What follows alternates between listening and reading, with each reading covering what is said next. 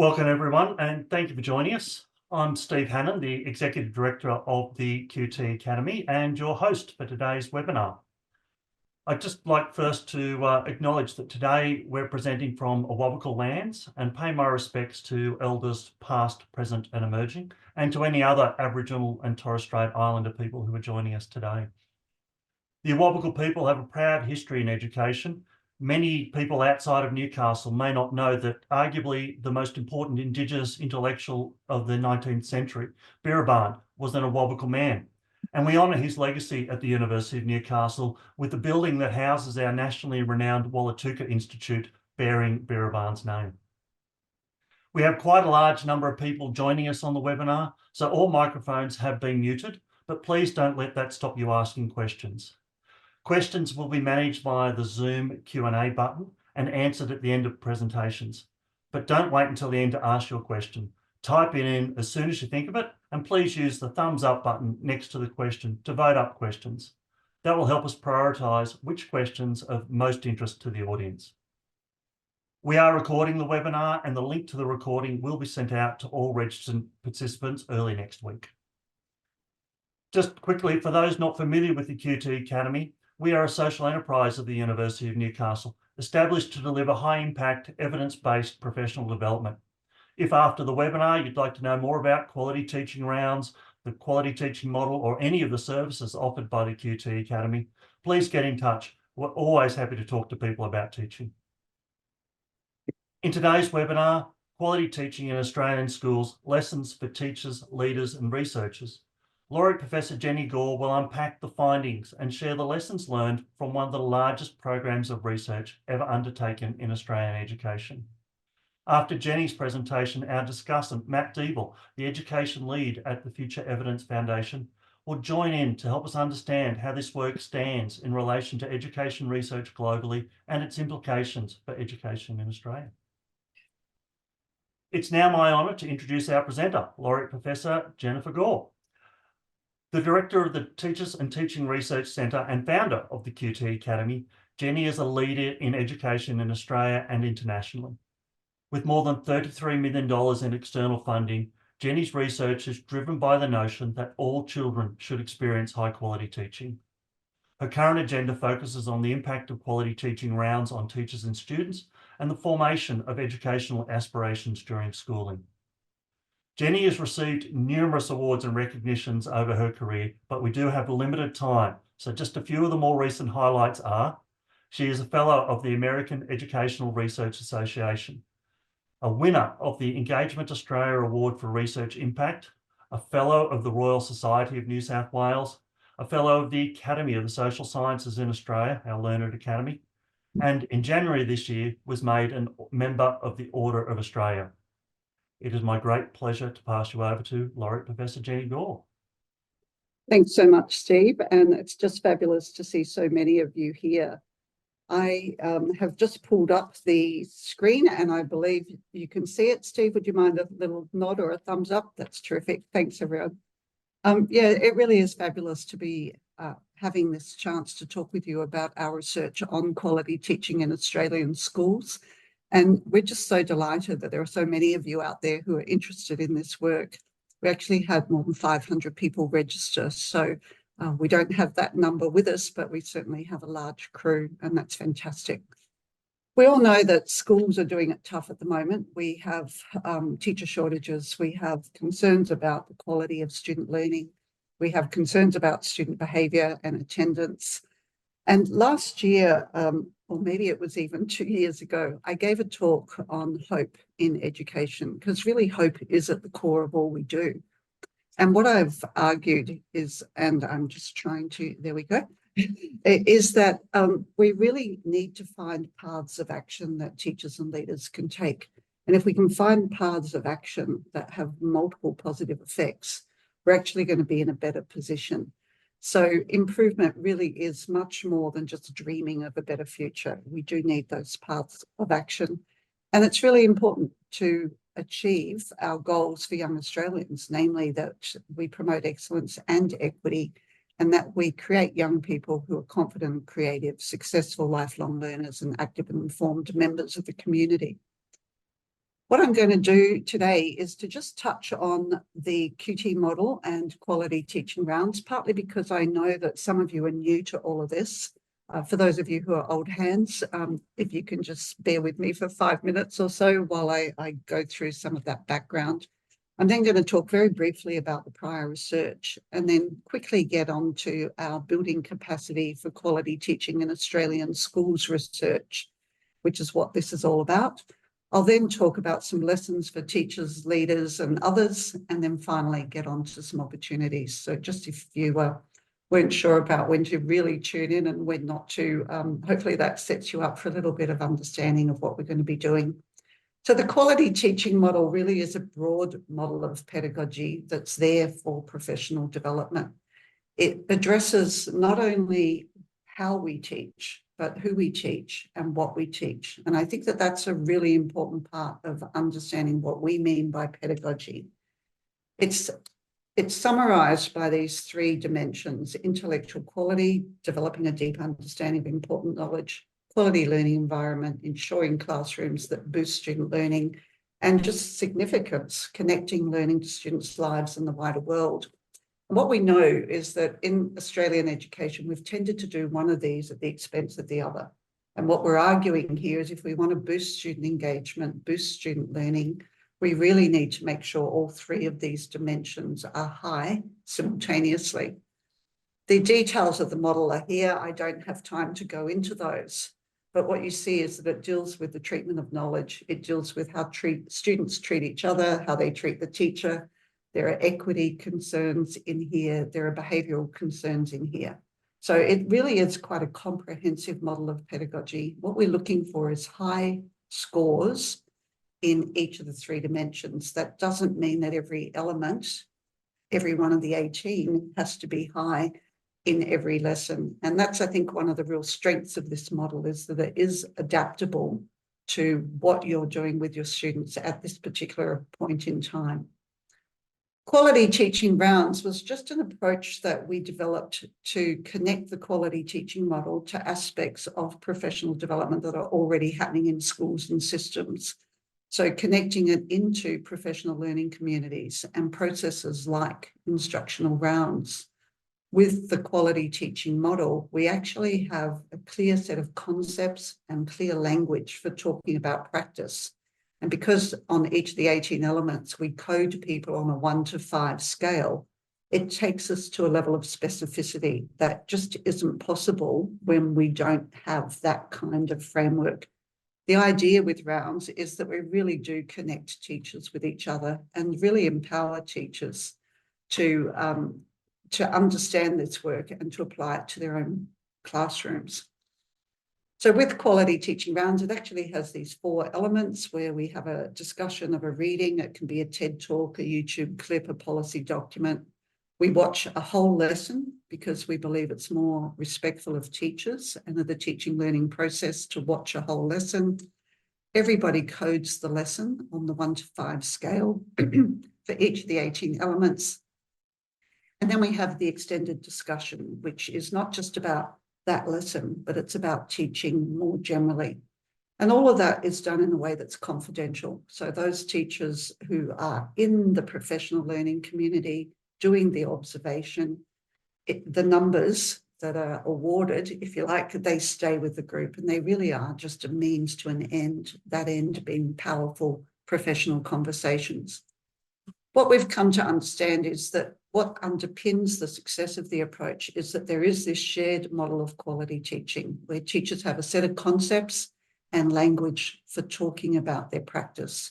And while 18 sounds like quite a lot, we find that teachers very quickly get into understanding which of those 18 elements are most important in a particular lesson. So even though we say all 18 are important and we look at all 18, it's really quite simple for teachers to identify what is it about this particular lesson that needs more significance, or where the intellectual quality wasn't high, or whatever.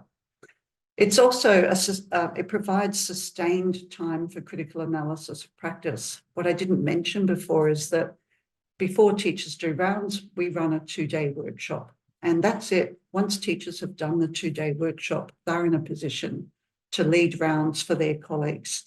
So that sustained time for critical analysis practice is really important. And it's done in a climate of trust that really does support teacher learning.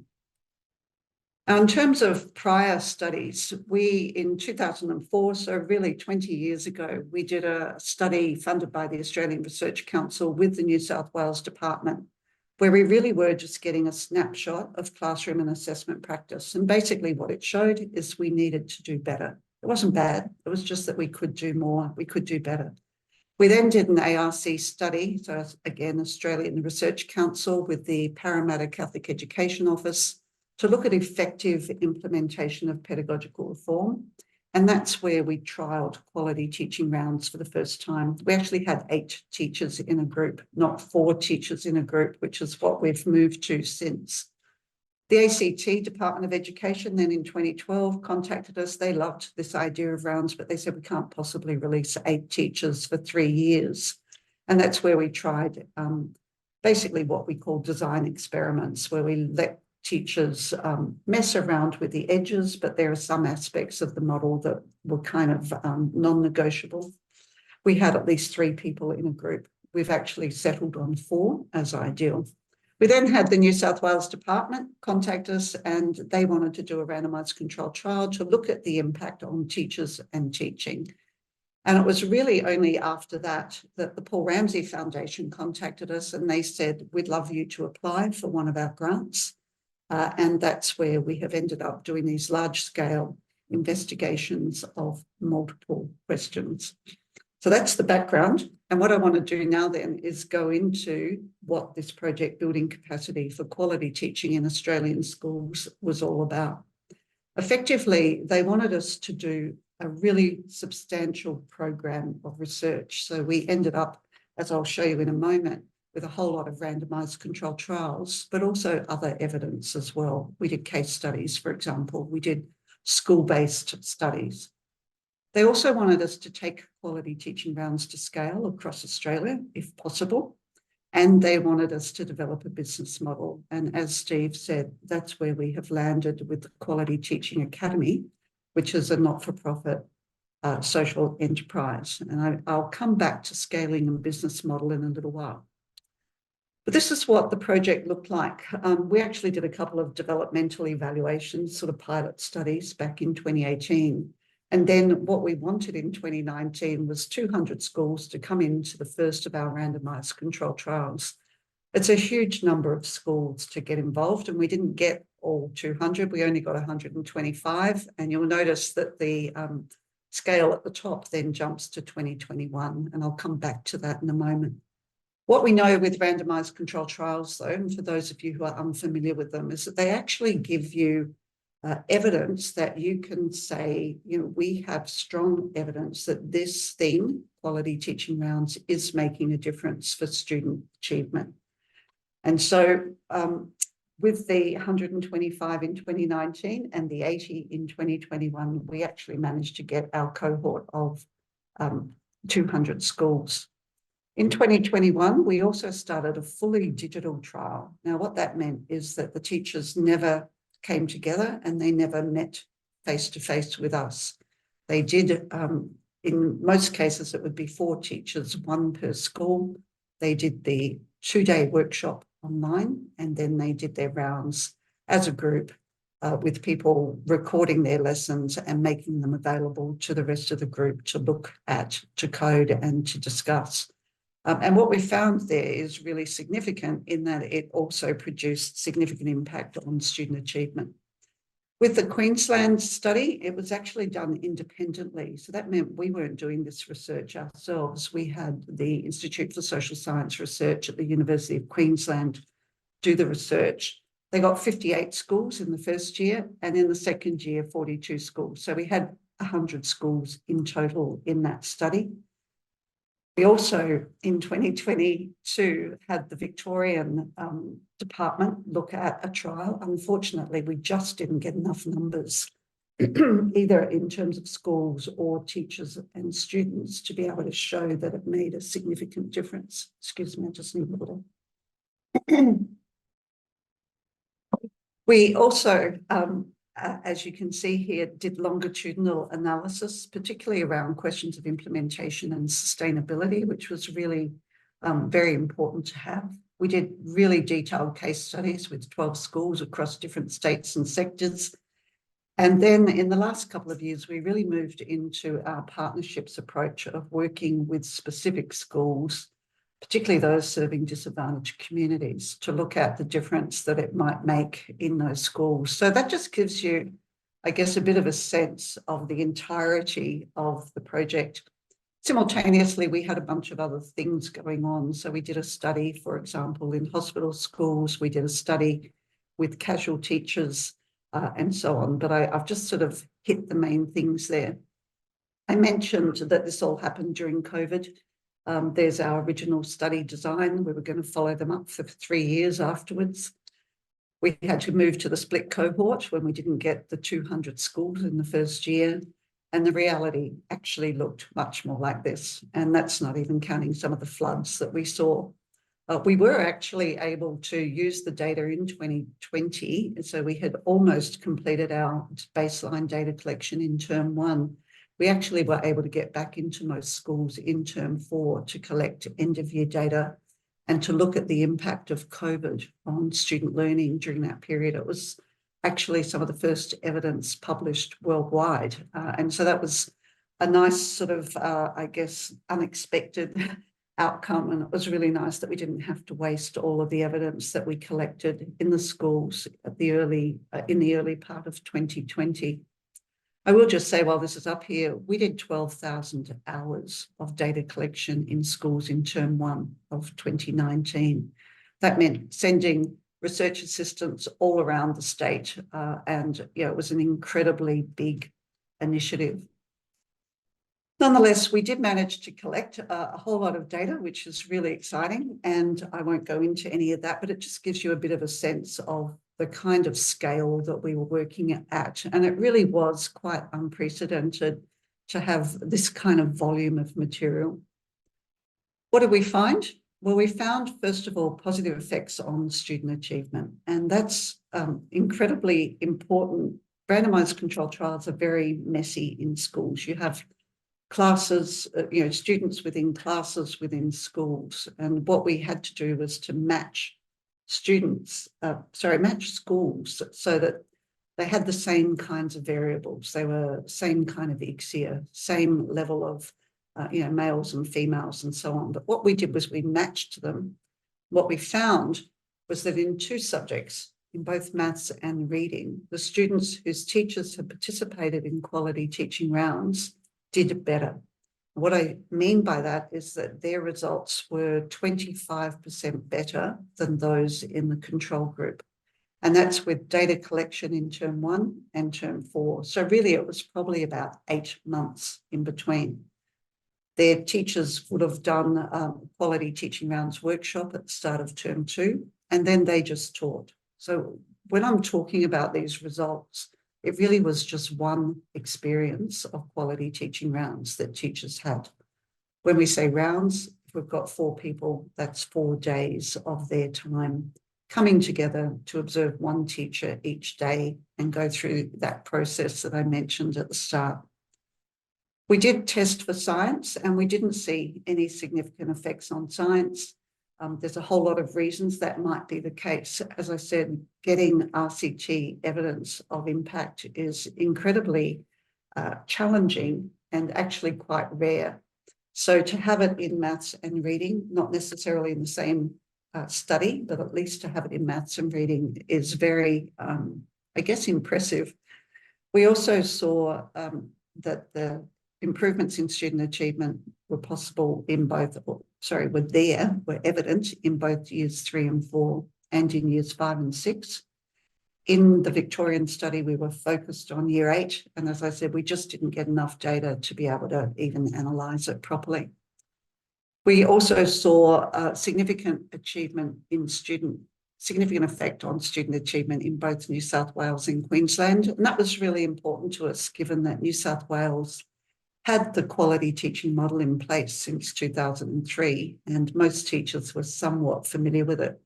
In Queensland, even though productive pedagogy model was in place.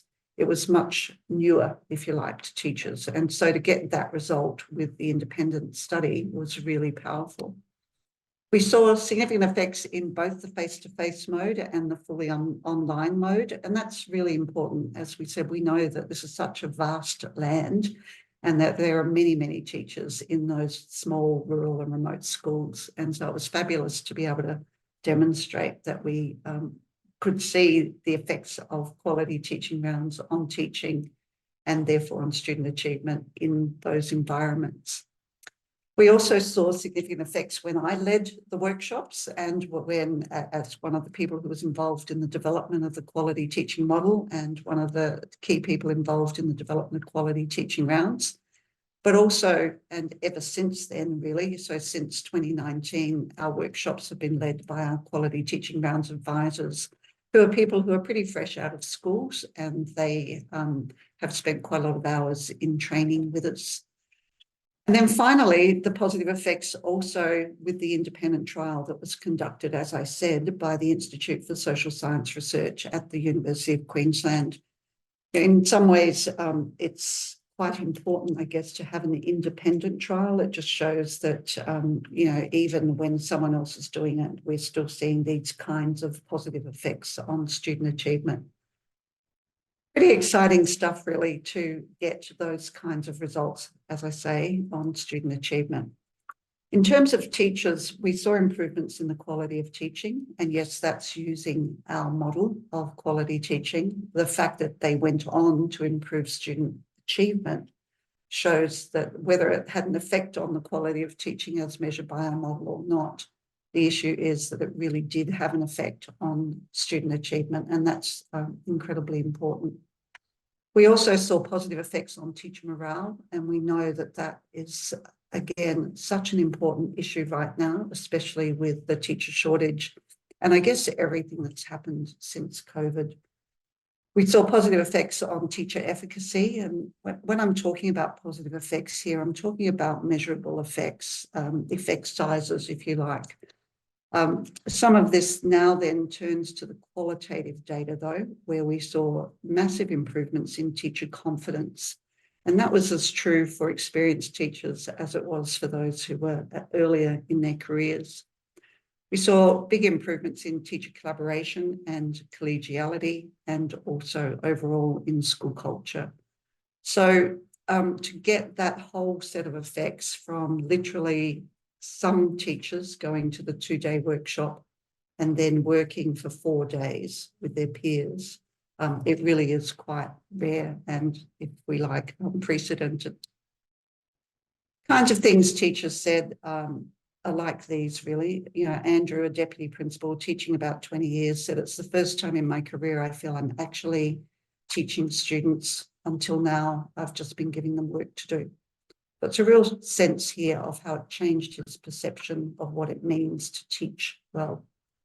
And Susan, a more experienced teacher, she was put in a group of people she didn't like. And what she said is it was when she was in the room with them and working with them, she respected them, she learned to trust them, and she learned who they really were. So what we're seeing here is transformation of how teachers understand good teaching, but also transformation of their relationships with peers. And we have stacks of interview quotes that are like these, really. More recently, we've moved to looking at school partnerships, and some of you may have seen our report. The ABC News went live with this 2 or 3 weeks ago now. It was a 4-year partnership that we had with Cessnock High School. And what we found was that they are now ranked first in the region in NAPLAN growth. Cessnock is a very disadvantaged community. I think 70% of its students are in the bottom 2 quartiles when it comes to school ICSEA.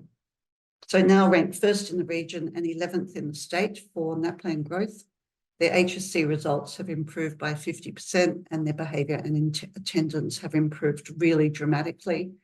And so that sense of, yes, we can make a difference for students, we can make a difference for teachers, and we can make a difference for schools is a really exciting part of what we've come to. If we just turn to the scaling for a moment, what we've found is that before we began the Paul Ramsay Foundation project with our first RCT and just some other things we were doing, you can see that, you know, the schools are mainly clustered there in New South Wales, a couple in Victoria, and there's one dot out there in the ocean that is actually on an island. What we found during the quality teaching rounds work with the Paul Ramsay Foundation is significant expansion there. And we have continued to grow. So if I just click here, you'll see much more growth into WA and Northern Territory, South Australia, and so on. Working with this many schools, it's actually quite challenging. But the thing is that we actually don't need to be in the school a lot. What we're finding is that if we give teachers the 2-day workshop and then set them off to do quality teaching rounds, many of them do that really successfully. With the CESNOC study, we did spend a lot more time in the school, and certainly with disadvantaged communities, what we've found through our longitudinal analysis is that they do need a bit of extra support. And then we just have recently, and we're just about to start recruiting our schools for a new study funded by the Paul Ramsay Foundation that's going to look at 25 disadvantaged primary schools in New South Wales and see over 3 years, in the next 3 years, if we can really make a difference in a way that's actually quite scalable, which again means us not being all over the school, but being accessible to the school and available to the school. We'll certainly talk more about that as that develops. A lot of that growth, though, that we've seen has come from the Strengthening Induction project that Minister Clare launched in July last year. This is a project where the federal government, and in fact both sides of the federal government, if we talk about sort of bipartisan policy, both sides were ready to invest in. So 1,600 teachers will have access to the professional development in quality teaching rounds and then get to do a set of rounds in their school. That's a national project. It's a cross-sectoral project. So whether you're in an independent school, government school, Catholic school, you're certainly able to come into that project. And all we're asking is for people to do the workshop, do a set of rounds. And we're collecting some data before and after before and after they do their rounds. So that's certainly an opportunity for anyone who's on board right now. The Quality Teaching Academy, this is our, as I said before, not-for-profit social enterprise. We're interested in making a difference, not making money. What the Academy is doing is delivering high impact professional development, translating the research that we've done into practice, providing review and reporting services for schools, advocating for the profession, and connecting a community of like-minded educators. And that's going really well. I think, Steve, we have about 5,000 members and about 12,000 subscribers to the Quality Teaching Academy. So just to summarise, I mean, what we've done is we've scaled quality teaching rounds professional development, enabling access for almost 5,000 teachers from across Australia during this project. We've interrogated the impact on teacher and student outcomes and found some significant effects. And we've established a social enterprise that delivers professional development, builds professional community, and advocates for teachers.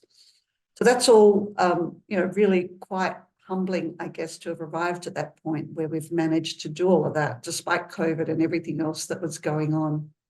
I just do want to say a few things, though, before finishing up for researchers, teachers, and leaders. We do have rare evidence of impact. We know that everyone is talking about evidence-informed practice.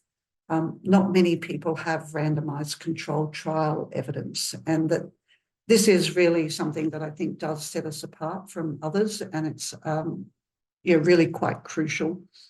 It is complex and messy, though, and we can't hide from the fact that we don't have randomized controlled trial evidence for maths in some studies where we did get an impact on reading, but that's actually okay. The fact that we have been able to do these replication studies where we've gone in and looked at this in multiple different ways with multiple different researchers is really quite challenging, but it's actually also very important. And I think also, just as I said earlier, the COVID context, the kind of unpredictable changes in schools, working with state departments of education who are engaged in lots of personnel changes while studies are going on and so on. It was just a challenging, exciting and exhausting kind of process for us to be involved in. What I do want to say, though, is for school and system leaders, that it really was a very powerful experience of professional development with multifaceted effects. If you like, it's one initiative that has broad impacts: impact on teachers, impact on teaching, impact on student achievement. And so that multiple impact is really quite important. And I think, as Steve said in his introduction to me, that we did win last year the Engagement Australia Award for research impact, and that's out of all disciplines, all fields of study. So that's really important. It was fast impact. What we have said already is that the impact came from just 4 days of quality teaching rounds. To get that kind of impact on student achievement is really quite astonishing. And it was cost effective. Deloitte did a cost benefit analysis, and what they found was that we were getting at least $40 return to the gross state product uplift for every dollar spent on quality teaching rounds. Now, that's a little bit of a kind of, if you like, quite distal kind of concept, because we, in schools, you know, we don't see $40 coming back to anything. There is a cost involved with doing quality teaching rounds, but the cost seems to be really worth it. It's applicable to all teachers, regardless of their subject area, the stage of learning, their years of experience, their school type. And I think that also makes it really scalable and sustainable. Our interest is in pedagogy, and it doesn't matter if you're a kindergarten teacher watching a year 6 lesson or even a year 8 lesson, you can still comment on the pedagogy. And it also builds a shared vision in terms of having that language and that collective understanding of what we mean by good teaching. It really can help, and having that coherence around what we mean by good teaching is a really important part of this. In terms of teachers, just to summarize again, it improves student achievement, not always, not in every study, but what we found was that really can improve student achievement, improve relationships with colleagues, improve confidence, morale, and job satisfaction. It's really conceptually and practically very helpful, and it really does assist with multiple aspects of teachers' work. One of the papers we published recently is about middle leaders who are often, if you like, sanctioned to lead their colleagues in effective instruction. What we find is that quality teaching rounds, for example, can really help them with that part of their work. Fundamentally, I guess what we're arguing is that if more teachers are to thrive, we really need to ensure access to effective professional development. What this all means then, and this is, I think, almost my last slide, is that we can raise the status of the profession. And I think that's so important right now. We have many things that are getting in the way of the status of teaching. And so if we can raise the status of profession by treating teachers as professionals who make judgments about what they want to do and when and how it fits with their students, it's a really powerful way forward. We can strengthen initial teacher education. We can bring greater coherence to initial teacher education. We do have another study going on that's looking at this. I don't have time to go into it here, but by bringing that greater coherence to initial teacher education and preparing graduates who really do feel confident that they know enough about good teaching to get out there and to really give it a great go and to, I guess, succeed early on. It's really important.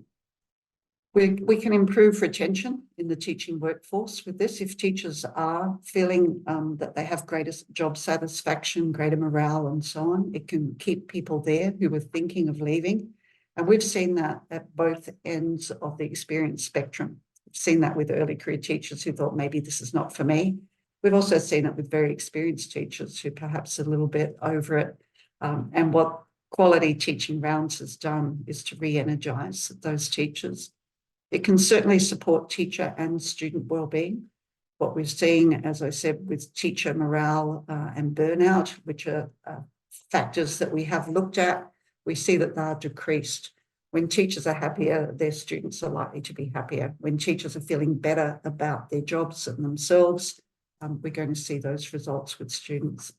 More importantly, maybe not more importantly, but equally importantly, what we have seen is that it can lift student achievement and that it is narrowing enduring achievement gaps between those who are better off and those who are not. So if you are interested, you certainly can explore more at our website, but I also just thought I'd mention these opportunities. We do have a conference coming up on June 3rd and 4th in Sydney. If anyone's interested, we have a lot of teachers presenting their work as well as researchers at that event. You can certainly come along to a 2-day workshop and see what that's all about, or a 1-day workshop in assessment and programming, which are also aspects of this model. And of course, you can express interest in being a part of that teacher induction project if that's something that is of interest to you. I will just say again that getting these kinds of results from a study where the professional development is very distal from what students are being tested on. We're not teaching their teachers how to teach fractions and then testing students' capacity with fractions. We're teaching teachers about good quality teaching, and it's having that kind of impact that I've been talking about on student achievement. So I think I will pull it up there and hand over to Matt, who will give us a little bit of an overview, or back to Steve, I think, and then take on any questions or comments that people have. Thank you. Thanks, Jenny. Yes, it's been amazing for my part to be a small part of that work. It gets a little exhausting to hear you talk about all the work and the fact that there's still so much more that keeps going. You keep mentioning projects. I don't have time to talk about that project and this project. There's a lot going on, but it's been really impressive. And as much as the numbers you mentioned there are impressive around student growth, it's the stories that we hear from the teachers and actually from some of the students we're also hearing from that just bring home how much of an impact this work really is having. All right, now I'd like to introduce our discussant, Matt Deeble. Mentioned Matt earlier. He is an experienced leader of for-purpose enterprises, and he's worked across education, healthcare, and research evidence sectors. And he's held senior executive positions with private, public, and not-for-profit organisations. Matt's been a friend of the Centre for many years, first working with Jenny and Dr. Drew Miller, our Deputy Director, and the rest of the team when he was the founding director of the Evidence for Learning, a social ventures Australia initiative to help educators increase learning through better evidence. Matt's intimately familiar with the Building Capacity Program of Research, having been a member of the program steering committee for the past 5 years. Welcome, Matt. It's lovely to catch up with you again. Thanks, Steve. It's great to see you, and welcome and thank you everybody for participating in the conversation. I'm really pleased to be a part of it. I'll acknowledge country where I am today on the land of the Wurundjeri people of the Kulin Nation and pay respects to elders past and present. And it's delightful for me to be able to talk a little bit in a new gig as a discussant. I'm not sure I've ever been called a discussant before. I've been called lots of things, so I'm happy to take that one on. And I think my job, colleagues, is to do a little bit of a bridge towards the Q&A session. And I decided to do that by framing the work that Jenny's presented on in a little bit of a wider context from the things that I'm doing at the moment and have been doing for the last few years about thinking about how do we build an evidence movement in school and early childhood education. And that idea about building an evidence movement begins with actually educators being the source and the driving place for demanding better evidence for the things that they are doing inside their classrooms to help increase learning. And what you've heard Jenny talk about is a really strong example of an organisation and then a program pushing towards providing that better evidence. It's remarkable that actually lipstick in pharmacy shelves is subject to more rigorous testing and evaluation than the things that go on in our classrooms. The teaching and learning that can be provided with claims made only by the person who came up with the program themselves, and then get adopted because of clever marketing activities, is something that should really give us pause for concern. And it's something that I and other colleagues have been working towards, saying we should be able to do better than this, in terms of making sure that we're placing for dedicated teachers and school leaders better information about the activities that they're being asked to engage in schools. And you've seen some of that expressed through what Jenny's described about a path of research, which has really got, as all good academic endeavours do, a sort of sense of curiosity about it and of continuous improvement, where it begins by saying, well, why don't we do some more research about that and learn? Oh, we learned that this works, or this didn't work so well. How do we improve that? And so one element I think that is at the heart of all good teaching and learning is actually that sense of curiosity and of improving. How can we make things better? The other to call out a little bit is numbers and words. It's good to have both. A lot of education research in the past has really based itself around the narratives, the qualitative, the sense of experience and understanding, which is vital. Education is teaching and learning is a social activity. A lot of contextual factors are highly relevant for helping people understand whether an approach is going to work. And many of us respond so well to understanding the stories and the words that go around particular programs or initiatives. But the numbers are really important to help us understand what's common or what's able to be compared or what's able to be generalized from the specific. And it's hard to do, as Jenny has described, not only in the context of quality teaching that she's described, but in all educational research, driving towards quantitative data or taking measures on things that are historically difficult or challenging to measure is one that often means people shy away from it, but they really shouldn't. The ambition of driving to the forms of research that have both numbers and words can really strengthen the confidence with which decision makers in schools can adopt and take on programs and activities. And just to unpack that a little bit more, why the numbers matter is, as we were talking about in Jenny's research presentations, was about randomized control trial. Why that matters and what that means is that we're able to say that a particular initiative or activity was better or worse compared to something. Compared to doing what? Because almost anything that we would do in education is going to be better than doing nothing. And it doesn't really tell us very much if someone says, we enrolled everybody in this program, everybody had a terrific time, and the kids did really well. And it's like, well, yeah, but what would have happened in the alternative? And so the discipline of sitting towards saying, let's find a matched comparison group so that we're controlling for some other factors. And then let's be really clear that if they were given one test in the intervention itself, the control is seeing an equal activity that really lets us get closer to saying, is there something very special in what's going on? Now, it's hard to do that for all the reasons that Jenny had talked about, and that's been experienced throughout the global community that is on this mission to try and create stronger evidence in school education. We really struggle to see very high effect sizes between programs for many of the confounding reasons that Jenny's talked about, and also the difficulty of getting good, strong adherence or fidelity to the program ideas.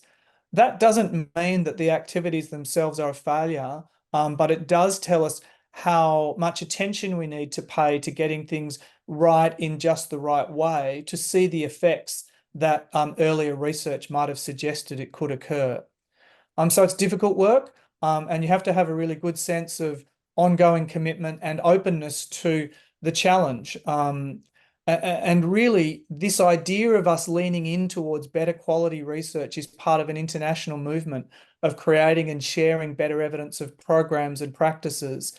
And a lot of this means that there is a commitment to discipline of sharing findings, results, and data even when they might not be exactly as you would like them to be. And I commend the work that the team have been doing here in publishing and presenting the learnings. Again, many practices in the past where people don't get the results that they want, they tend not to advertise, or they cherry pick and describe just the thing that they're interested in. And those organisations that commit to a sharing of what they were doing before they went in, and then presenting the results of what went after, regardless of the results of the program themselves, actually lift us all up, because it models and shows what good commitment to research integrity looks like.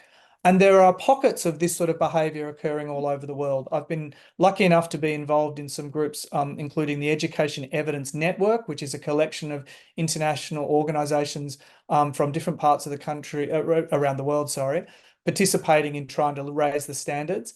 And there's a good example of this even occurring in the USA, where the idea of research on individual programs has gotten so specific, and there's such a clearinghouse of particular research on all the different programs that have been studied, that different funding levels are set for those programs that have had the higher quality sorts of evaluations done on them.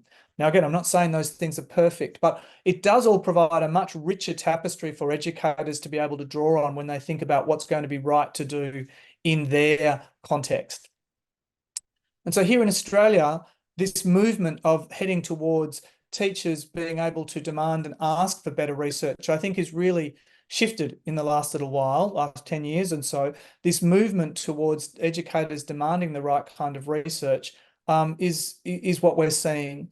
And it's to be celebrated. The idea of now hearing educators becoming more discerning and asking, well, what's the evidence for that, is exactly the right conversation that they should be engaged in. They are the decision maker making choices in the classroom or in their school setting. They deserve to be provided with the best information possible to help inform that decision. And it's the responsibility of the rest of us that sit around the system trying to help with that, to provide the best quality information we can, so that we can move beyond the sort of unregulated and untested trials towards things that give greater confidence for potential impact in context. So with those thoughts provided more generally, I thought, Jenny, I would throw one question to you to kick us off into the Q&A. I guess it's also a good example of the rigorous engagement that you've got from your audience with the questions that are also listed. So I see it's going to be pretty easy, because there are some very research-informed people already writing their own questions. But mine was to ask you to get a sense of your sense of the demand in Australia for these more rigorous forms of research evidence and evidence of impact. Yeah, it's a really interesting question. Thanks, Matt. Thanks for your comments. I do think that there is a demand for rigorous evidence, but we are also in a context where we have a lot of think tanks and other organisations that are providing forms of evidence that actually don't have this level of rigour behind them. And I think that we really do need the kind of rigorous evidence that we're talking about here. So I hope that this kind of work is actually a kind of a predecessor of much more work in this kind of space that takes this kind of methodology and really tests it out. What we're seeing at the moment with the push towards explicit instruction and other things, and we don't have a particular problem with explicit instruction, but when it's set up in the way it is, it can actually end up being something that is not well understood. We need to test whatever initiatives that we have going on in schools so that we can actually get better evidence. So Matt, maybe we'll leave that there. And Steve, perhaps you want to head us towards some of these other questions. Yep, thanks very much. And thank you, Matt. I'll just leap into the first one, and please keep adding them, although there are quite a few there already, and just vote on those ones that you'd like us to make sure we get answered. But Jenny, the first question, you may have already explained, but were the positive effects realised after just one round of lesson observations? So just teaching one lesson and observing 3. So I think it's understandable. Yes. Yeah. Yes, that is the short answer. And I think, Bronwyn, that's, it's a really important question. But to get those results with just those 4 experiences of quality teaching rounds, 1 where you're the teacher and 3 where you're the observer, it really is quite astonishing. And what it means is, I think, that the model, quality teaching model, is really quite easily internalized by teachers, and they just can't go back from it. They can't teach a lesson and not think about explicit quality criteria, for example. And so, yes, that's the answer. That's how it was done. Now, what I should say is that probably about half of the teachers came to a 2-day workshop as well, just to set them up for being able to carry this out back at their schools. But that's it. And not only that, I think we don't know that you need to do it again. If you've done it, and it really has been quite transformative, which is what we've found, then perhaps that's all you need. Thank you. Excellent. This next one is a question we've asked ourselves many, many times, Jenny. What do you think is the biggest barrier to this model being implemented more widely in Australia? If you could just answer that, then you've solved the last 3 years worth of work. Yeah. Yeah.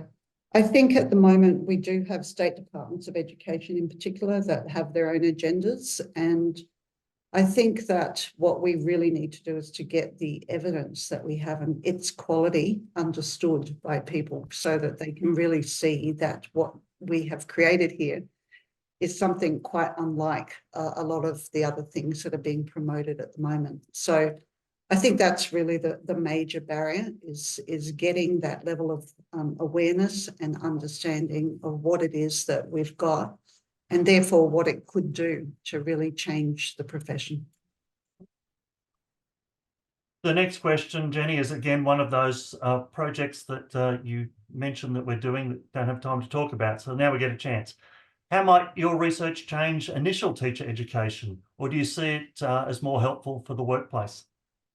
Yeah, it's interesting. And what we've done with initial teacher education is to have, just before students go out on their internship, so that's thinking about those who are doing a 4-year undergraduate degree, just before they go out on their internship, they do a 2-day workshop on quality teaching, mainly on the model, a little bit about rounds. And what we're finding is that it improves their confidence enormously, I think, because it just builds coherence into the teacher education program. We know that students have, 4 subjects per semester or whatever it is in your part of the world. And what often doesn't happen is it's not brought together. What this does is it brings it together in a way that students find really powerful. So I think it can really make a difference in teacher education if it was brought in more fully. Yeah. Just one taking us back to the RCT. What were the measures used to assess changes in student academic performance? I probably should have said that along the way, shouldn't I? It was progressive achievement tests. So ACER's progressive achievement tests. And yeah, I mean, one of the issues we have with randomized controlled trials in Australia is that we don't have access to data that we can use. In some parts of the world, they do. So we had to go out and collect data. That's what the 12,000 hours of data collection largely involved in that first term of 2019. So standardized tests that have been used throughout the world and really quite rigorous in terms of their capacity to capture whether the growth in student achievement is real or not. The next question is really one that about behaviour. Does this mean that the positive impacts on behaviour are being gained through the focus on academic, through an academic focus? Yeah, Martine, you're possibly talking there about the impact at Cessnock High School, and we will say that they also did have a focus on just the whole culture of the school. So we wouldn't necessarily say that quality teaching improves behaviour, but I think that to some extent it actually does, because what we're doing is we're getting students engaged in material that they find interesting and challenging. We're also doing the basic stuff. Lower order thinking is really important. But what we're doing is because they are engaged in really important learning experiences, it contributes to better behaviour because they are then more engaged in what they're learning in school. So I think, that the result for Cessnock with behaviour had some other things there in the background, but it was also part of quality teaching contributing to that. Some of these questions are terrific, but and there's so many, I just want to get them all, but we'll get through. What evidence do you have that this model could be applicable in different countries and cultures? Yeah, it's interesting. We actually have a study going on in Sweden right now, and they're really finding it is absolutely useful for their purposes. We have a PhD student, not from this university, another university, who did her work in the outer islands of Western Indonesia, or was it Eastern? Anyway, found that it was helpful there. We have a current student who's done some work in Albania, which is a really interesting post-communist country. We have colleagues in Oxford who are keen to get this started in Oxford and Wales. And there's also a PhD student we know of in Ireland. So it really does seem to have that benefit for teachers all over the world. Now, I should say, perhaps not so much with countries where teachers don't have the same level of teacher education, but that remains to be seen. And it certainly is the case in Albania, for instance, that teachers don't have so much teacher training and they're still finding it useful. And Japan as well. Just we have a new PhD student. Yes. That's right. Yeah, we often joke about world domination, but I think it's going to happen. All right, moving on. Has there been any transfer of this model to the early childhood sector, Jenny? Not yet, but we are actually working right now with one organisation that does out of school hours care, and they're very interested in it for that purpose. So it's certainly something that we can pursue in early childhood. It's just that we haven't had the time to be able to do that yet. I think you've been sitting on your hands, Jenny. I haven't heard you been busy at all. Next one, is the model curriculum-based or is it a skills-based model? Perhaps yeah, it's interesting. I think that's a very interesting question. And we would say it's both, really. The model is very much about the curriculum. It's what you're teaching. So if you're going to have high intellectual quality and students are going to have a deep understanding of important ideas, it must connect with the curriculum.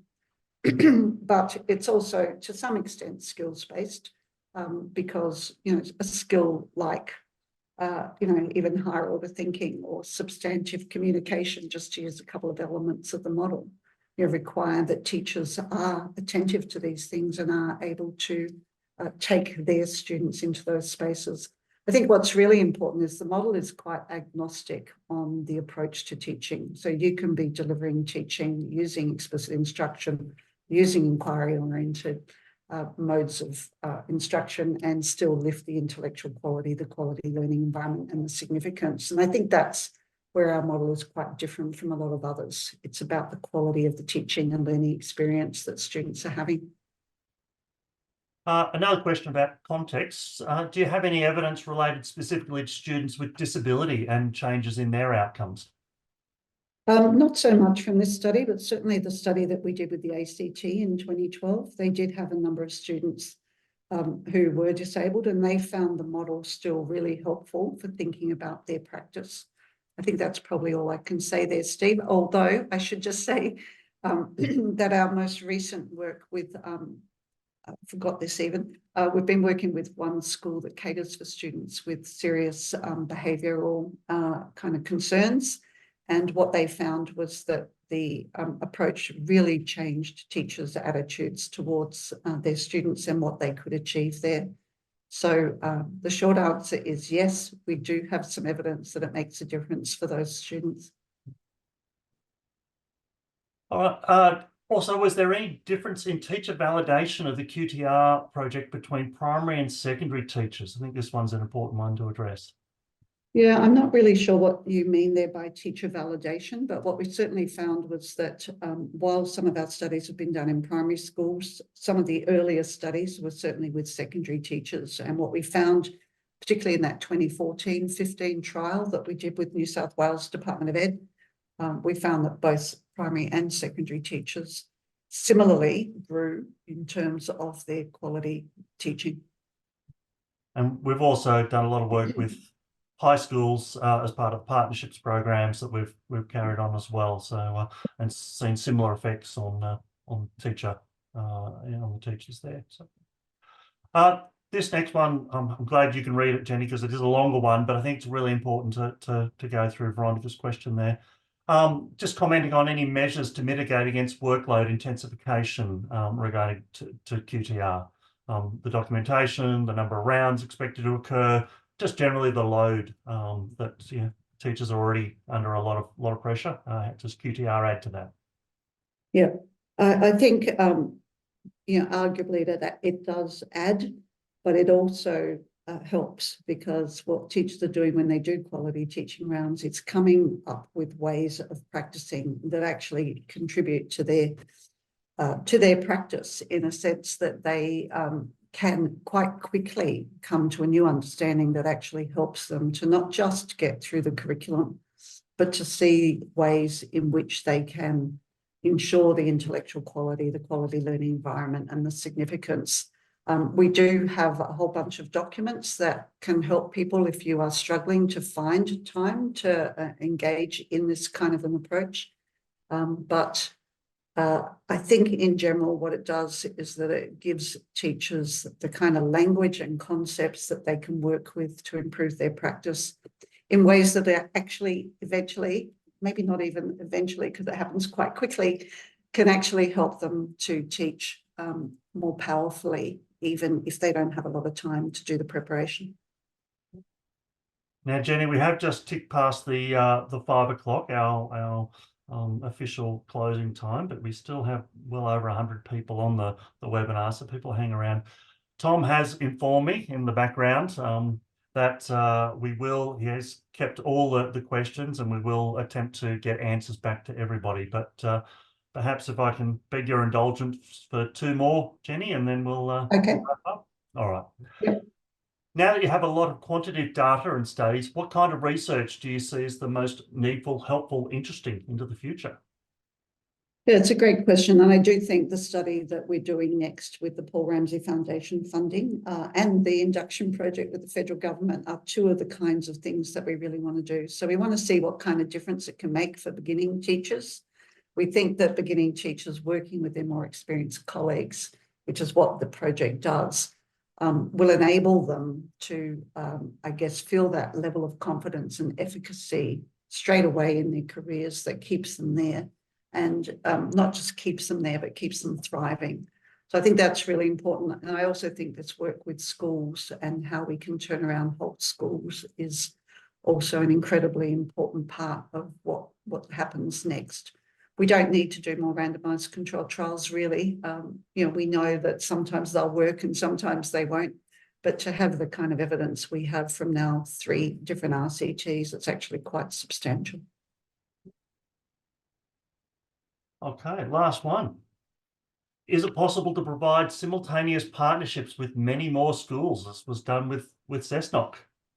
Thanks, Abdul. That's exactly what we're looking at, actually. So we are working with the 25 schools, but what we're trying to do is to ensure that we are providing them with enough support to get them going and to keep them going, but not so much support that it's just not possible to do at scale. So that's entirely the agenda. It's a 3-year project, and perhaps in 3 years' time, we'll come back and present on what we've learned from that. So thanks, Steve. Thank you, Jenny. Thank you, everybody. Thank you for all the questions. I apologise that we've not been able to get through them all. There was unprecedented, I don't know that we're allowed to use that term anymore, but interest in this project. Thank you also to Matt Deeble for your thoughts, and I must admit it's actually quite encouraging, Matt. We get a bit frustrated occasionally when we look at some of the standard of evidence that is used, and it is heartening to know that there are people such as yourself and many others out there who are trying to raise the standard of evidence, that you are seeing that teachers are really demanding that their professional development and the quality of evidence backing that professional development is much higher than perhaps we've seen in the past. So it's greatly encouraging. Again, thank you, Jenny. Thank you to all of you who made the time to come along and also to hang back that extra few minutes. Tom has promised me that we will get this webinar out. He's saying by the end of the week. I'm going to give him till early next week to allow for those extra questions to be answered. But Other than that, I look forward to catching up with you. There is an excellent conference coming up in just a few weeks' time. If you want to hear more from Jenny and more from schools that are involved in quality teaching and hear those stories that about the impact that this work can have. Thank you very much. Enjoy and have a lovely night. Cheers.